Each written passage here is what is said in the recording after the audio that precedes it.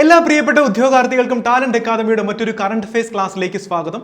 ഇന്ന് നമ്മൾ ചർച്ച ചെയ്യുന്നത് ജൂലൈ 29-ാം തീയതിയിലെ പ്രധാന ആനുകാലിക സംഭവങ്ങളും അനുബന്ധ വിവരങ്ങളുമാണ്. നമുക്ക് ക്ലാസ്സിലേക്ക് കടക്കാം.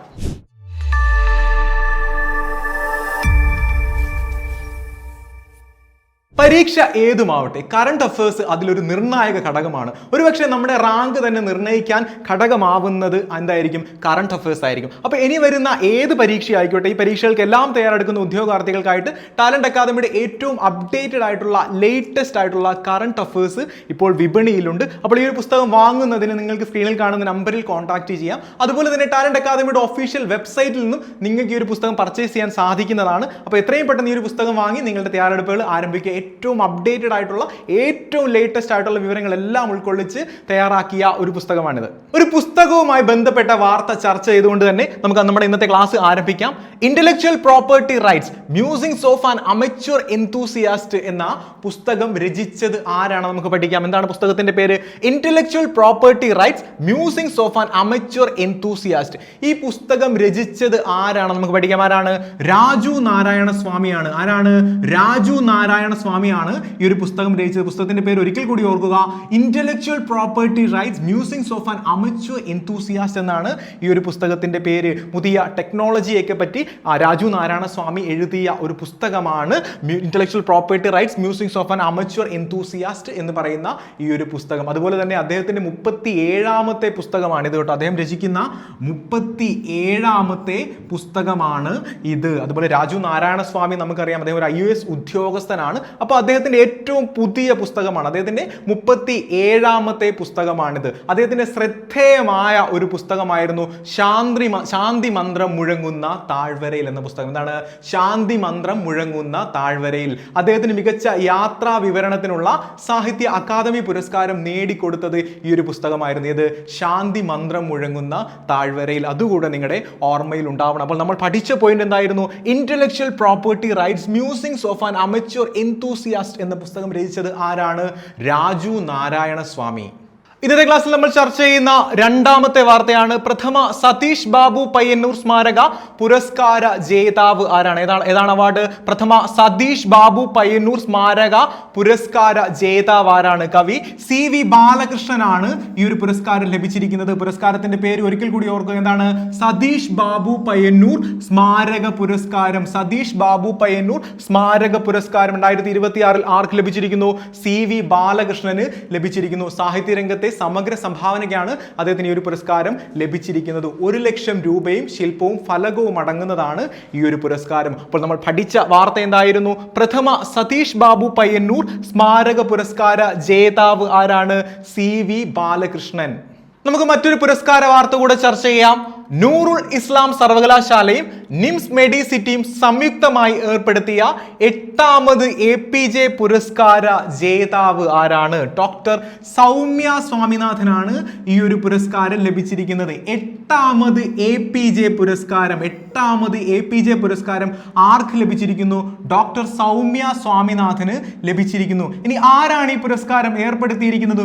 നൂറുൽ ഇസ്ലാം സർവകലാശാലയും അതുപോലെ നിംസ് മെഡിസിറ്റിയും സംയുക്തമായിട്ടാണ് APJ അവാർഡ് ഏർപ്പെടുത്തിയിരിക്കുന്നത്. അപ്പോൾ നമ്മൾ ചർച്ച ചെയ്ത പോയിന്റ് എന്തായിരുന്നു? 8ാമത് APJ പുരസ്കാരം കരസ്ഥമാക്കിയത് ആരാണ്?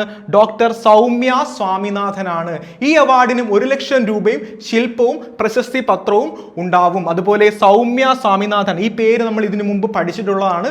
ലോക ആരോഗ്യ സംഘടനയുടെ ചീഫ് സയന്റിസ്റ്റ് ആയിട്ട് സേവനം അനുഷ്ഠിച്ചിട്ടുള്ള വ്യക്തിയാണ് ഡോക്ടർ സൗമ്യ സ്വാമിനാഥൻ. അപ്പോൾ നമ്മൾ പഠിച്ച വാർത്ത എന്തായിരുന്നു?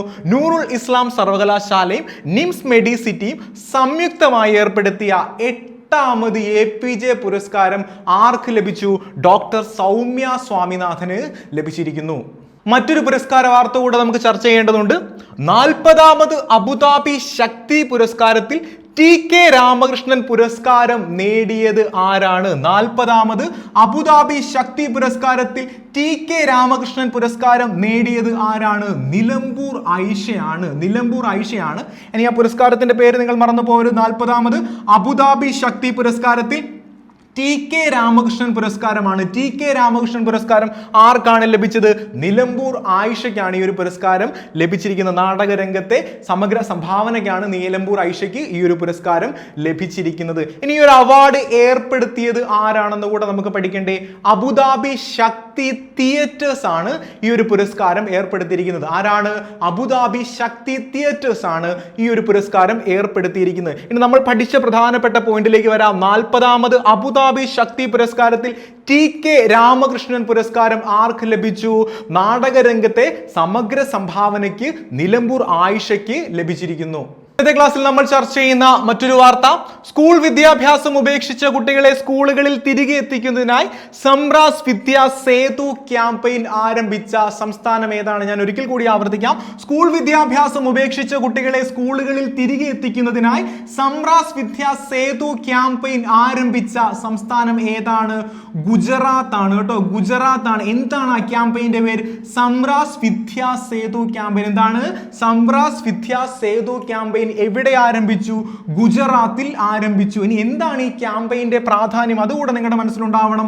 സ്കൂൾ വിദ്യാഭ്യാസം ഉപേക്ഷിച്ച കുട്ടികളെ സ്കൂളുകളിൽ തിരികെ എത്തിക്കുന്നതിനായി ഗുജറാത്ത് ഗവൺമെന്റ് ആരംഭിച്ച ക്യാമ്പയിനാണ് സംറാസ് വിദ്യാ സേതു ക്യാമ്പയിൻ. ഏകദേശം 80,000-ഓളം വരുന്ന 80,000-ഓളം വരുന്ന സ്കൂൾ ഡ്രോപ്പ് ഔട്ട് ആയിട്ടുള്ള കുട്ടികളെ തിരികെ അധ്യയനത്തിന്റെ സ്കൂളിന്റെ പാതയിലേക്ക് തിരികെ എത്തിക്കുന്നതിനായിട്ടുള്ള ഒരു പദ്ധതിയാണ് ഈ സംറാസ് വിദ്യാ സേതു. 80,000-ഓളം വരുന്ന സ്കൂൾ കുട്ടികളെ, ഡ്രോപ്പ് ഔട്ട് ആയിട്ടുള്ള സ്കൂൾ കുട്ടികളെ തിരികെ പഠനപാതയിൽ എത്തിക്കുന്നതിന് വേണ്ടിയിട്ടാണ് ഈ ഒരു ക്യാമ്പയിൻ വിഭാവനം ചെയ്തിരിക്കുന്നത്. അപ്പോൾ നമ്മൾ പഠിച്ച പോയിന്റ് എന്തായിരുന്നു? സ്കൂൾ വിദ്യാഭ്യാസം ഉപേക്ഷിച്ച കുട്ടികളെ സ്കൂളുകളിൽ തിരികെ എത്തിക്കുന്നതിനായി സംറാസ് വിദ്യാ സേതു ക്യാമ്പയിൻ ആരംഭിച്ച സംസ്ഥാനം ഏതാണ്? ഗുജറാത്ത് ആണ്. അതുപോലെ തന്നെ ഈ പദ്ധതി വിഭാവനം ചെയ്ത ഗുജറാത്തിന്റെ ആ മുഖ്യമന്ത്രിയുടെ പേരും അദ്ദേഹത്തിന്റെ പേര് കൂടെ ഓർത്തെടുക്കാൻ ഈ ഒരു സന്ദർഭം ഉപയോഗപ്പെടുത്തുന്നത് എന്താണ്? ഭൂപേന്ദ്ര പട്ടേൽ. ഭൂപേന്ദ്ര പട്ടേൽ എന്നാണ് അദ്ദേഹത്തിന്റെ ഗുജറാത്ത് മുഖ്യമന്ത്രിയുടെ പേര്. നമ്മൾ പഠിച്ച പ്രധാനപ്പെട്ട പോയിന്റ് എന്തായിരുന്നു? സംറാസ് വിദ്യാ സേതു ക്യാമ്പയിൻ ആരംഭിച്ച സംസ്ഥാനം ഏതാണ്?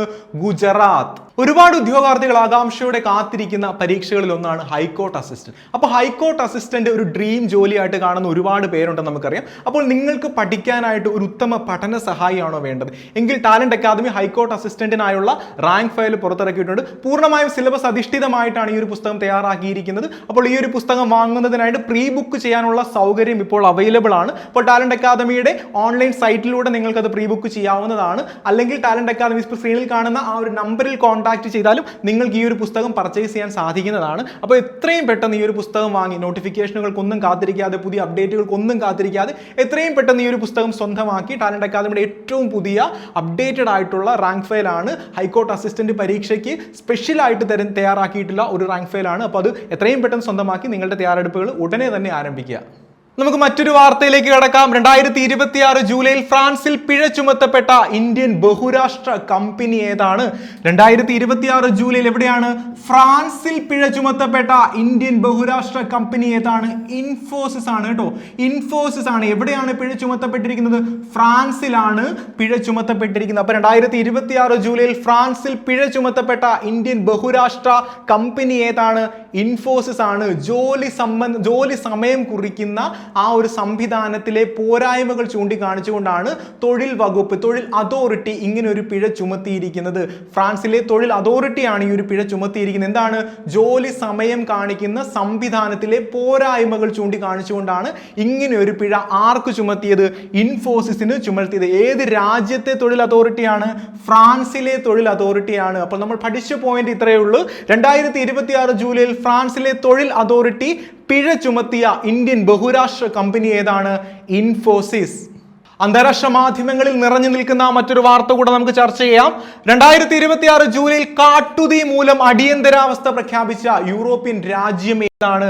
2026 ജൂലൈയിൽ കാട്ടുതീ മൂലം അടിയന്തരാവസ്ഥ പ്രഖ്യാപിച്ച യൂറോപ്യൻ രാജ്യം ഏതാണ്? അത് സ്പെയിൻ ആണ്. സ്പെയിനിലാണ് അടിയന്തരാവസ്ഥ പ്രഖ്യാപിച്ചിരിക്കുന്നത്. എന്താണ് അടിയന്തരാവസ്ഥ പ്രഖ്യാപിക്കാനുണ്ടായ കാരണം? കാട്ടുതീ മൂലമാണ്, രൂക്ഷമായ കാട്ടുതീ മൂലമാണ് സ്പെയിനിൽ അടിയന്തരാവസ്ഥ പ്രഖ്യാപിച്ചത്. പ്രഖ്യാപിച്ചിരിക്കുന്നത്. അപ്പോൾ നമ്മൾ പഠിച്ച പോയിന്റ് എന്താണ്? 2026 ജൂലൈ കാട്ടുതീ മൂലം അടിയന്തരാവസ്ഥ പ്രഖ്യാപിച്ച യൂറോപ്യൻ രാജ്യം ഏതാണ്? സ്പെയിനാണ്. നിരവധി ആളുകളാണ് കാട്ടുതീയെ തുടർന്ന് പലായനം ചെയ്തിരിക്കുന്നത്. ഇനി സ്പെയിൻ മാത്രമാണോ ഈ ഒരു കാട്ടുതീ മൂലം കെടുതി അനുഭവിക്കുന്നത്? സ്പെയിൻ മാത്രമല്ല, ഫ്രാൻസും ഉണ്ട്. ഫ്രാൻസിലും ഈ കാട്ടുതീ ഓൾറെഡി ഒരുപാട് നാശനഷ്ടങ്ങൾ വിതച്ചു കഴിഞ്ഞു. അപ്പോൾ നമ്മൾ പഠിച്ച പോയിന്റ് എന്താണ്? 2026 ജൂലൈയിൽ കാട്ടുതീ മൂലം അടിയന്തരാവസ്ഥ പ്രഖ്യാപിക്കപ്പെട്ട യൂറോപ്യൻ രാജ്യം ഏതാണ്? സ്പെയിൻ. മറ്റൊരു അന്താരാഷ്ട്ര വാർത്ത കൂടെ നമുക്ക് ചർച്ച ചെയ്യാം. 2026 ജൂലൈയിൽ അന്താരാഷ്ട്ര ക്രിമിനൽ കോടതിയിൽ നിന്ന് പിന്മാറിയ രാജ്യം, അന്താരാഷ്ട്ര ക്രിമിനൽ കോടതിയിൽ നിന്ന് പിന്മാറിയ രാജ്യം ഏതാണ്? വെനിസ്വേലയാണ്. വെനിസ്വേലയാണ് അന്താരാഷ്ട്ര ക്രിമിനൽ കോടതിയിൽ നിന്ന് പിന്മാറിയ രാജ്യം. അപ്പോൾ നമ്മൾ പഠിച്ച പോയിന്റ് എന്താണ്? 2026 ജൂലൈയിൽ അന്താരാഷ്ട്ര ക്രിമിനൽ കോടതി ICC, അന്താരാഷ്ട്ര ക്രിമിനൽ കോടതിയായ ICCയിൽ നിന്ന് പിന്മാറിയ രാജ്യം ഏതാണ്? അത് വെനിസ്വേലയാണ്. ഇനി ICC, ഇന്റർനാഷണൽ ക്രിമിനൽ കോടതിയുടെ ആസ്ഥാനം എവിടെയാണ്? അതും മറന്നു പോകരുത്, അത് ഹേഗിലാണ്. അന്താരാഷ്ട്ര ക്രിമിനൽ കോടതിയുടെ ആസ്ഥാനം എവിടെയാണ് സ്ഥിതി ചെയ്യുന്നത്? അത് ഹേഗിലാണ്. അപ്പോൾ അന്താരാഷ്ട്ര ക്രിമിനൽ കോടതിയിൽ നിന്ന് പിന്മാറുന്ന 2026 ജൂലൈയിൽ പിന്മാറുന്ന രാജ്യം ഏതാണ്? വെനസ്വേല. കായിക രംഗവുമായി ബന്ധപ്പെട്ട ഒരു വാർത്ത നമുക്ക് ചർച്ച ചെയ്യാം. ISSF വേൾഡ് കപ്പിൽ ഇന്ത്യക്കായി സ്വർണം നേടിയത് ആരാണ്? ISSF വേൾഡ് കപ്പിൽ ഇന്ത്യക്കായി സ്വർണം നേടിയത് ആരാണ്? നമുക്ക് പഠിക്കാം. ആരാണ്? ഇഷാ സിംഗിനാണ്. ISSF, ഇന്റർനാഷണൽ ഷൂട്ടിംഗ് സ്പോർട്സ് ഫെഡറേഷന്റെ വേൾഡ് കപ്പിൽ ഇന്ത്യക്കായി സ്വർണം നേടിയത് ആരാണ്? ഇഷാ സിംഗ് ആയിരുന്നു. ഇനി ഏത് ഇനത്തിലായിരുന്നു, ഏത് ഈവന്റിലായിരുന്നു ഇഷാ സിംഗ് സ്വർണം നേടിയെന്ന് കൂടെ നമുക്ക് പഠിക്കണ്ടേ? 25 മീറ്റർ പിസ്റ്റൾ വിഭാഗത്തിലായിരുന്നു ഇഷാ സിംഗ് സ്വർണം നേടിയത്. ഏത് ഇനത്തിലായിരുന്നു? 25 മീറ്റർ പിസ്റ്റൾ വിഭാഗത്തിലായിരുന്നു ആര് സ്വർണം നേടിയത്? ഇഷാ സിംഗ് സ്വർണം നേടിയത്. നമുക്ക് അഭിമാനിക്കാവുന്ന, നമ്മുടെ രാജ്യത്തിന് അഭിമാനിക്കാവുന്ന മറ്റൊരു നേട്ടം കൂടിയുണ്ട്. ഇതേ വിഭാഗത്തിൽ വെങ്കലം നേടിയത്, നമുക്ക് ഈ പേര് സുപരിചിതമാണ്, മനു ഭാക്കർ ആണ്. ഒളിമ്പിക് മെഡൽ ജേതാവായ മനു ഭാക്കർ ആണ് ഇതേ വിഭാഗത്തിൽ വെങ്കലം കരസ്ഥമാക്കിയത്. ആരാണ്? മനു ഭാക്കർ. മനു ഭാക്കറിന് ഇതേ വിഭാഗത്തിൽ വെങ്കലവും ലഭിച്ചു. അപ്പോൾ നമ്മൾ പഠിച്ച പോയിന്റ് എന്താണ്? ISSF വേൾഡ് കപ്പിൽ ഇന്ത്യക്കായി സ്വർണം നേടിയത് ആരാണ്? മറന്നു പോകരുത്, ഇഷാ സിംഗ് ആണ്. അതുപോലെ തന്നെ 2026 ISSF വേൾഡ് കപ്പിന്റെ വേദി എവിടെയായിരുന്നു? ചൈനയിലെ ഹാങ്ഷു ആണ്. അതുകൂടെ നിങ്ങളുടെ ഓർമ്മയിൽ ഉണ്ടാവണം. അപ്പോൾ നമ്മൾ പഠിച്ച പ്രധാനപ്പെട്ട പോയിന്റ് ഒരിക്കൽ കൂടി ഞാൻ ആവർത്തിക്കുന്നു. ISSF വേൾഡ് കപ്പിൽ ഇന്ത്യക്കായി സ്വർണം നേടിയത് ആരാണ്? ഇഷാ സിംഗ്. കായിക രംഗവുമായി ബന്ധപ്പെട്ട മറ്റൊരു വാർത്ത കൂടെ നമുക്ക് ചർച്ച ചെയ്യാം. 2026 ലോകകപ്പിലെ ഏറ്റവും മികച്ച ഗോളായി സിഡ്നി ലോപ്പസ് കബ്രാൾ നേടിയ ഗോൾ തിരഞ്ഞെടുത്തു. ആ ഒരു സ്റ്റേറ്റ്മെന്റ് ആണ്. 2026 ഫിഫ ലോകകപ്പിലെ മികച്ച ഗോളായി സിഡ്നി ലോപ്പസ് കബ്രാൾ. ആരാണ്? സിഡ്നി ലോപ്പസ് കബ്രാൾ നേടിയ ഗോൾ തിരഞ്ഞെടുത്തു. അപ്പൊ സിഡ്നി ലോപ്പസ് കബ്രാൾ ആണ് ഏറ്റവും മികച്ച 2026 ഫിഫ ലോകകപ്പിലെ ഏറ്റവും മികച്ച ഗോൾ നേടിയിരിക്കുന്നത്. ഇനി അദ്ദേഹം ഏത് ടീമിനായാണ് കളിക്കുന്നത്? നമ്മൾ പറഞ്ഞ ഒരു പോയിന്റ് ആയിരുന്നു, കേപ്പ് വെർദെ. ഇതിനു മുമ്പ് നമ്മൾ പഠിച്ചതാണ്, നിരവധി ക്ലാസ്സുകളായിട്ട് നമ്മൾ ചർച്ച ചെയ്യുന്നതാണ്. കേപ്പ് വെർദയ്ക്ക് വേണ്ടിയിട്ടായിരുന്നു സിഡ്നി ലോപ്പസ് കബ്രാൾ കളിക്കുന്നത്. സിഡ്നി ലോപ്പസ് കബ്രാൾ പ്രതിദാനം ചെയ്യുന്ന ടീം എന്താണ്? കേപ്പ് വെർദെ ആണ്. അപ്പം അദ്ദേഹം അർജന്റീനയ്ക്കെതിരെ നേടിയ ഗോളാണ് ലോകകപ്പിലെ ഏറ്റവും മികച്ച ഗോളായി വോട്ടിങ്ങിലൂടെ തെരഞ്ഞെടുത്തിരിക്കുന്നത്. അപ്പോൾ 2026 ഫിഫ ലോകകപ്പിലെ ഏറ്റവും മികച്ച ഗോൾ നേടിയത് ആരാണ്? സിഡ്നി ലോപ്പസ് കബ്രാൾ ആണ്. അദ്ദേഹം ഏത് രാജ്യത്തെയാണ് പ്രതിദാനം ചെയ്തത്? കേപ്പ് വെർദെ ആണ്. അതുപോലെ തന്നെ അദ്ദേഹം ഏത് രാജ്യത്തിനെതിരെയായിരുന്നു സ്കോർ ചെയ്തത്? അർജന്റീനയ്ക്കെതിരെ അദ്ദേഹം സ്കോർ ചെയ്ത ആ ഒരു ഗോളാണ് 2026 ലോകകപ്പിലെ ഏറ്റവും മികച്ച ഗോളായിട്ട് ജനങ്ങൾ തെരഞ്ഞെടുത്തിരിക്കുന്നത്. അപ്പോൾ നമ്മൾ പഠിച്ച പോയിന്റ് എന്താണ്? 2026 ലോകകപ്പിലെ ഏറ്റവും മികച്ച ഗോളായി സിഡ്നി ലോപ്പസ് കബ്രാൾ നേടിയ ആ ഒരു ഗോൾ തിരഞ്ഞെടുത്തിരിക്കുന്നു. ഗ്ലാസ്ഗോയിൽ കോമൺവെൽത്ത് ഗെയിംസ് നടന്നുകൊണ്ടിരിക്കുകയാണ്. അപ്പം കോമൺവെൽത്ത് ഗെയിംസുമായിട്ട് ബന്ധപ്പെട്ട ഒരു വാർത്തയാണ് നമ്മൾ പഠിക്കുവാൻ പോകുന്നത്. കോമൺവെൽത്ത് ഗെയിംസ് പാരാ അത്ലറ്റിക്സിൽ സ്വർണം നേടുന്ന ആദ്യ ഇന്ത്യൻ താരം ആരാണ്? കോമൺവെൽത്ത് ഗെയിംസ് പാരാ അത്ലറ്റിക്സിൽ സ്വർണം നേടുന്ന ആദ്യ ഇന്ത്യൻ താരം ആരാണ്?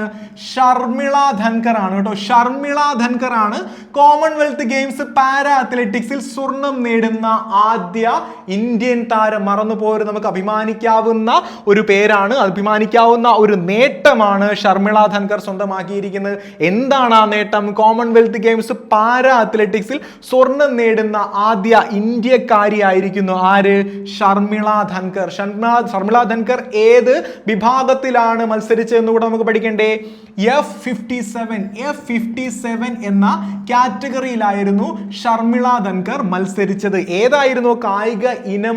ഷോട്ട് പുട്ട് ആയിരുന്നു. ഷോട്ട് പുട്ടിൽ 9.81 മീറ്റർ താണ്ടിയാണ് ഷർമിള ധൻകർ സ്വർണം അണിഞ്ഞത്. എത്രയാണ്? 9.81 മീറ്റർ. ഈ ഇനം മറന്നു പോകരുത്, അത് ഷോട്ട് പുട്ടാണ് കേട്ടോ. F57 കാറ്റഗറിയിലെ ഷോട്ട് പുട്ടിൽ 9.81 മീറ്റർ എറിഞ്ഞായിരുന്നു ഷർമിള ധൻകർ കോമൺവെൽത്ത് ഗെയിംസിൽ പാരാ അത്ലറ്റിക്സ് സ്വർണം നേടുന്ന ആദ്യത്തെ ഇന്ത്യക്കാരിയായത്. അപ്പോൾ നമ്മൾ പഠിച്ച പോയിന്റ് എന്തായിരുന്നു കുട്ടികളെ? കോമൺവെൽത്ത് ഗെയിംസ് പാരാ അത്ലറ്റിക്സിൽ സ്വർണം നേടുന്ന ആദ്യത്തെ ഇന്ത്യൻ താരം ആരാണ്? ഷർമിള ധൻകർ ആണ്. ഏത് കാറ്റഗറിയിലായിരുന്നു ഷർമിള ധൻകർ മത്സരിച്ചത്? അത് F57 കാറ്റഗറിയിലായിരുന്നു. ഏതായിരുന്നു ഇനം? ഷോട്ട് പുട്ട് ആയിരുന്നു. എത്ര ദൂരം എറിഞ്ഞു? 9.81 മീറ്റർ ദൂരം താണ്ടിയാണ് ഷർമിള ധൻകർ ഈ ഒരു സുവർണ നേട്ടത്തിലോട്ട് എത്തിച്ചേർന്നത്. മറ്റൊരു കായിക വാർത്ത കൂടെ നമുക്ക് ചർച്ച ചെയ്യാം. 2026 ചെസ് ഒളിമ്പ്യാഡിനുള്ള ഇന്ത്യൻ ടീമിൽ ഇടം നേടിയ മലയാളി ആരാണ്? 2026 ചെസ് ഒളിമ്പ്യാഡിനുള്ള ഇന്ത്യൻ ടീമിൽ ഇടം നേടിയ മലയാളിയുടെ പേരെന്താണ്? നിഹാൽ സരിൻ. ആരാണ്? നിഹാൽ സരിൻ ആണ് 2026 ചെസ് ഒളിമ്പ്യാഡിനുള്ള ഇന്ത്യൻ ടീമിൽ ഇടം നേടിയ മലയാളി. ആരാണ്? നിഹാൽ സരിൻ ആണ്. അതുപോലെ തന്നെ 2026 ചെസ് ഒളിമ്പ്യാഡിന്റെ വേദി എവിടെയാണ്? ഉസ്ബെക്കിസ്ഥാനിലാണ് കേട്ടോ. 2026 ചെസ് ഒളിമ്പ്യാഡ് നടക്കുന്നത് എവിടെയാണെന്നാണ് നമ്മൾ പറഞ്ഞത്? ഉസ്ബെക്കിസ്ഥാനിലാണ്. അതുപോലെ ഓർത്തിരിക്കേണ്ട മറ്റൊരു കാര്യം, വനിതാ പുരുഷ വിഭാഗത്തിൽ നിലവിലെ ചാമ്പ്യൻ ഇന്ത്യയാണ്. അപ്പൊ നിലവിലെ 2 കാറ്റഗറിയിലും നിലവിലെ ചാമ്പ്യൻ ഇന്ത്യയാണ്. ഇപ്പോൾ 2026 ചെസ് ഒളിമ്പ്യാഡിനുള്ള ഇന്ത്യൻ ടീമിൽ ഇടം പിടിച്ച മലയാളിയുടെ പേരാണ് നമ്മൾ പഠിച്ചത്. ആരാണ്? നിഹാൽ സരിൻ ആണ്.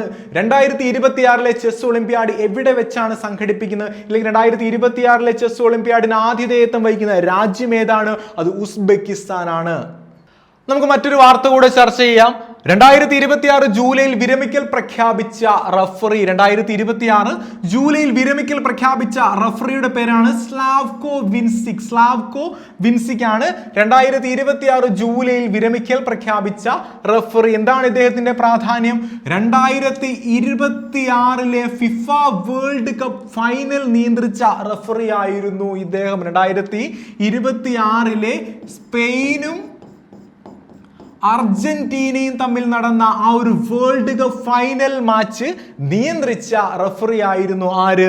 Slavko Vincic. അപ്പോൾ നമ്മൾ പഠിച്ച പ്രധാനപ്പെട്ട പോയിന്റ് എന്തായിരുന്നു? 2026 ജൂലൈയിൽ വിരമിക്കൽ പ്രഖ്യാപിച്ച റഫറിയുടെ പേരെന്താണ്? സ്ലാവ്കോ വിൻസിക്. ഇന്നത്തെ ക്ലാസ്സിൽ നമ്മൾ ചർച്ച ചെയ്യുന്ന ഒരു വിയോഗ വാർത്തയാണ്. 2026 ജൂലൈയിൽ അന്തരിച്ച പ്രശസ്ത ജാപ്പനീസ് എഴുത്തുകാരൻ ആരാണ്? 2026 ജൂലൈയിൽ അന്തരിച്ച പ്രശസ്ത ജാപ്പനീസ് എഴുത്തുകാരൻ ആരാണ്? കിഗോ ഹിഗാഷിനോയാണ് 2026 ജൂലൈയിൽ അന്തരിച്ച പ്രശസ്ത ജാപ്പനീസ് എഴുത്തുകാരൻ. ഒരു പ്രോളിഫിക് ആയിട്ടുള്ള ഒരു റൈറ്റർ ആയിരുന്നു. 100-ലേറെ പുസ്തകങ്ങൾ രചിച്ചിട്ടുള്ള ഒരു വ്യക്തിയാണ്, ഒരു എഴുത്തുകാരനാണ് നമ്മുടെ കിഗോ ഹിഗാഷിനോ. ആരാണ്? കിഗോ ഹിഗാഷിനോ. ഇദ്ദേഹത്തിന്റെ ഏറ്റവും പ്രശസ്തമായ രചനയാണ് the devotion of suspected X എന്ന് പറയുന്ന പുസ്തകം. അതുപോലെ മാലീസ് എന്ന് പറയുന്ന ഒരു പുസ്തകം ഇദ്ദേഹം രചിച്ചിട്ടുണ്ട്. ഇദ്ദേഹത്തിന്റെ എറ്റേണൽ മെമ്മറി എന്ന് പറയുന്ന ഒരു പുസ്തകം, ഇദ്ദേഹത്തിന്റെ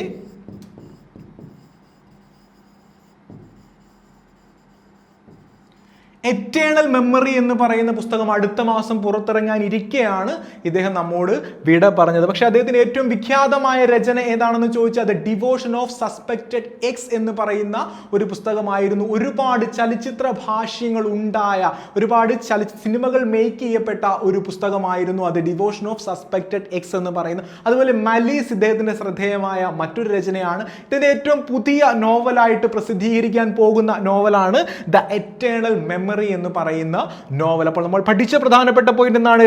2026 ജൂലൈയിൽ അന്തരിച്ച പ്രശസ്ത ജാപ്പനീസ് എഴുത്തുകാരൻ ആരാണ്? കിഗോ ഹിഗാഷിനോ. ഡിഗ്രി ലെവൽ പരീക്ഷകൾക്ക് തയ്യാറെടുക്കുന്ന ഉദ്യോഗാർത്ഥികൾ ആകാംക്ഷയോടെ കാത്തിരിക്കുന്ന പരീക്ഷകളിലൊന്നാണ് യൂണിവേഴ്സിറ്റി അസിസ്റ്റന്റ്. അപ്പോൾ യൂണിവേഴ്സിറ്റി അസിസ്റ്റന്റ് മെയിൻസ് പരീക്ഷയുടെ സ്പെഷ്യൽ ടോപ്പിക് അടങ്ങിയ പുസ്തകം ഇപ്പോൾ പ്രീ ബുക്ക് ചെയ്യാനുള്ള അവസരമുണ്ട്. ടാലന്റ് അക്കാദമി സിലബസ് അധിഷ്ഠിതമായി നല്ല എക്സ്പേർട്ടഡ് ആയിട്ടുള്ള റിസർച്ച് സ്കോളേഴ്സ് തയ്യാറാക്കിയ ഈ ഒരു പുസ്തകം ഇപ്പോൾ നിങ്ങൾക്ക് പ്രീ ബുക്ക് ചെയ്യാവുന്നതാണ്. പ്രീ ബുക്ക് ചെയ്യുന്നതിനായിട്ട് നിങ്ങൾ സ്ക്രീനിൽ കാണുന്ന നമ്പറിൽ നിങ്ങൾക്ക് കോൺടാക്ട് ചെയ്യാം. 7593985757 നമ്പറിൽ കോൺടാക്ട് ചെയ്യാം. അല്ലെങ്കിൽ ടാലന്റ് അക്കാദമിയുടെ ഒഫീഷ്യൽ വെബ്സൈറ്റിൽ നിന്ന് തന്നെ ഈ ഒരു പുസ്തകം പ്രീ ബുക്ക് ചെയ്യാനുള്ള അവസരം ഉണ്ടാകും. എത്രയും പെട്ടെന്ന് പ്രീ ബുക്ക് ചെയ്ത് നിങ്ങളുടെ കോപ്പികൾ ഉറപ്പാക്കുക. നിങ്ങളുടെ പരീക്ഷയിൽ നിങ്ങൾക്ക് നല്ല രീതിയിൽ പെർഫോം ചെയ്യാൻ ഈ ഒരു പുസ്തകം നിങ്ങളെ സഹായിക്കുമെന്ന കാര്യത്തിൽ ഉറപ്പാണ്. ഇന്ന് പഠിച്ച പ്രധാനപ്പെട്ട പോയിന്റുകൾ ഒരിക്കൽ കൂടി ഓർത്തെടുക്കാനുള്ള സമയമാണ്. നമ്മുടെ റാപ്പിഡ് റിവിഷന്റെ ടൈമാണ്. Intellectual property rights musics of an amateur enthusiast എന്ന പുസ്തകം രചിച്ചത് ആരായിരുന്നു എന്നാണ് നമ്മൾ ആദ്യം പഠിച്ചത്. ആരായിരുന്നു? രാജു നാരായണ സ്വാമിയാണ് കേട്ടോ. പ്രഥമ സതീഷ് ബാബു പയ്യന്നൂർ സ്മാരക പുരസ്കാര ജേതാവിന്റെ പേര് നമ്മൾ പഠിച്ചിരുന്നതിനോടൊപ്പം തന്നെ പറഞ്ഞു അത് CV ബാലകൃഷ്ണൻ. ആരാണ്? CV ബാലകൃഷ്ണൻ. പിന്നീട് നമ്മൾ ചർച്ച ചെയ്തത് നൂറുൽ ഇസ്ലാം സർവകലാശാലയും നിംസ് മെഡിസിറ്റിയും സംയുക്തമായി ഏർപ്പെടുത്തിയ 8ാമത് APJ പുരസ്കാര ജേതാവ് ആരായിരുന്നു എന്നാണ്. ആരായിരുന്നു? ഡോക്ടർ സൗമ്യ സ്വാമിനാഥനാണ്. 40ാമത് അബുദാബി ശക്തി പുരസ്കാരത്തിൽ TK രാമകൃഷ്ണൻ പുരസ്കാരം നേടിയ ആളുടെ പേര് നമ്മൾ പഠിച്ചിരുന്നു. ആരാണ്? നിലമ്പൂർ ഐഷ. ആരാണ്? നിലമ്പൂർ ഐഷ. പിന്നീട് നമ്മൾ ചർച്ച ചെയ്തത് സ്കൂൾ വിദ്യാഭ്യാസം ഉപേക്ഷിച്ച കുട്ടികളെ സ്കൂളുകളിൽ തിരികെ എത്തിക്കുന്നതിനായി സംറാസ് വിദ്യാ സേതു ക്യാമ്പയിൻ ആരംഭിച്ച സംസ്ഥാനത്തെ പറ്റിയാണ്. ഇപ്പോൾ നമുക്കറിയാം അത് ഗുജറാത്ത് ആണ്. അതുപോലെ 2026 ജൂലൈയിൽ ഫ്രാൻസിൽ പിഴ ചുമത്തപ്പെട്ട ഇന്ത്യൻ ബഹുരാഷ്ട്ര കമ്പനിയുടെ പേര് നമ്മൾ ഈ ക്ലാസ്സിൽ ചർച്ച ചെയ്തിരുന്നു. ഇൻഫോസിസ്. നമ്മൾ പഠിച്ച മറ്റ് പ്രധാനപ്പെട്ട പോയിന്റുകൾ ഏതൊക്കെയായിരുന്നു? 2026 ജൂലൈയിൽ കാട്ടുതീ മൂലം അടിയന്തരാവസ്ഥ പ്രഖ്യാപിച്ച യൂറോപ്യൻ രാജ്യത്തിന്റെ പേരാണ് നമ്മൾ പഠിച്ചത്. സ്പെയിൻ ആണ്. നമുക്കറിയാം 2026 ജൂലൈയിൽ അന്താരാഷ്ട്ര ക്രിമിനൽ കോടതിയിൽ നിന്ന് പിന്മാറിയ രാജ്യത്തിന്റെ പേര് നമ്മൾ ചർച്ച ചെയ്തിരുന്നു. വെനിസ്വേല. ഏതാണ്? വെനിസ്വേല. അതുപോലെ തന്നെ ISSF വേൾഡ് കപ്പിൽ ഇന്ത്യക്കായി സ്വർണം നേടിയ ആളുടെ പേര് നമ്മൾ പഠിച്ചു. ഇഷാ സിംഗ്. 2026 ലോകകപ്പിലെ മികച്ച ഗോളായി സിഡ്നി ലോപ്പസ് കബ്രാൾ നേടിയ ഗോൾ തിരഞ്ഞെടുത്ത കാര്യവും നമ്മൾ പഠിച്ചിരുന്നു. കോമൺവെൽത്ത് ഗെയിംസ് പാരാ അത്ലറ്റിക്സിൽ സ്വർണം നേടുന്ന ആദ്യ ഇന്ത്യൻ താരത്തിന്റെ പേര് നമ്മൾ ഈ ക്ലാസ്സിൽ ചർച്ച ചെയ്തിരുന്നു. ഷർമിള ധൻകർ. ഷർമിള ധൻകർ. അതുപോലെ തന്നെ നമ്മൾ പഠിച്ച പോയിന്റ് ആയിരുന്നു 2026 ചെസ് ഒളിമ്പ്യാഡിനുള്ള ഇന്ത്യൻ ടീമിൽ ഇടം നേടിയ മലയാളി ആരായിരുന്നു? നിഹാൽ സരിൻ ആയിരുന്നു. അതുപോലെ 2026 ജൂലൈയിൽ വിരമിക്കൽ പ്രഖ്യാപിച്ച റഫറിയുടെ പേരെന്താണ്? സ്ലാവ്കോ വിൻസിക്. 2026 ജൂലൈയിൽ അന്തരിച്ച പ്രശസ്ത ജാപ്പനീസ് എഴുത്തുകാരന്റെ പേര് നമ്മൾ ചർച്ച ചെയ്തിരുന്നു. അദ്ദേഹത്തിന്റെ പേര് കിഗോ ഹിഗാഷിനോ. എന്താണ്? കിഗോ ഹിഗാഷിനോ. കഴിഞ്ഞ ക്ലാസ്സുമായി ബന്ധപ്പെട്ട 2 ചോദ്യങ്ങൾ നൽകുകയാണ്. ഉത്തരങ്ങൾ നിങ്ങൾ തന്നെ കമന്റ് ചെയ്യുക. ചലച്ചിത്ര നടൻ ഇന്ദ്രൻസിന്റെ ആത്മകഥയുടെ പേരെന്താണ്? ജീവിതരേഖ, ഇന്ദ്രധനുസ്, അഭിനയ പദം, ഓർമ്മ ചിത്രങ്ങൾ. രണ്ടാമത്തെ ചോദ്യം, ഭിന്നശേഷിക്കാർക്കായി സഹജീവനം എന്ന കേരളത്തിലെ ആദ്യ സമഗ്ര ഡിജിറ്റൽ പ്ലാറ്റ്ഫോം ആരംഭിച്ച ജില്ല ഏതാണ്? എറണാകുളമാണോ, കോഴിക്കോടാണോ, മലപ്പുറമാണോ, തിരുവനന്തപുരമാണോ? So comment your answers. അതുപോലെ കഴിഞ്ഞ ക്ലാസ്സിൽ നൽകിയിരുന്ന 2 ചോദ്യങ്ങളുടെ ഉത്തരം കൂടെ നമുക്ക് ചർച്ച ചെയ്യാം. 2026 ജൂലൈയിൽ നീതി ആയോഗിന്റെ പുതിയ CEO ആയി നിയമിതനായത് ആരാണ്? ഓപ്ഷൻ സി അനുരാഗ് ജെയിൻ ആണ് 2026 ജൂലൈയിൽ നീതി ആയോഗിന്റെ പുതിയ CEO ആയി നിയമിതനായത്.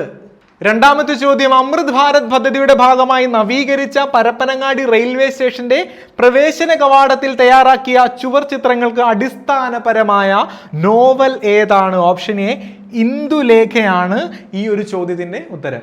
ഇന്ന് നമ്മൾ ചർച്ച ചെയ്ത ഭാഗം എല്ലാ പ്രിയപ്പെട്ടവർക്കും മനസ്സിലായെന്ന് പ്രതീക്ഷിക്കുന്നു. അടുത്ത ക്ലാസ്സിൽ വീണ്ടും കാണാം. അതുവരെ